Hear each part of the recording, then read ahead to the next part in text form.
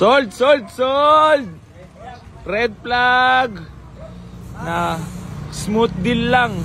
Manipisang tawad lang si Bossing. Private na tao yung nakakuha Ayaw niya magpa-vlog. Pero sold na si red flag. Napaka-pogi. Boss, maraming salamat. Matic transmission. Ayan. Ayan si Bossing, boss. Maraming salamat, boss. Baka may gusto ko lang batiin. Binabati ko ang lahat na tumatangkilik sa akin pelikula. Ay, joke lang.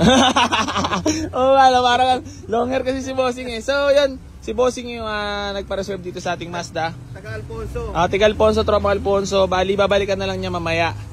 Da-down lang nila sir ngayon. Bali, sold na to yung 2007 natin na Mazda 3.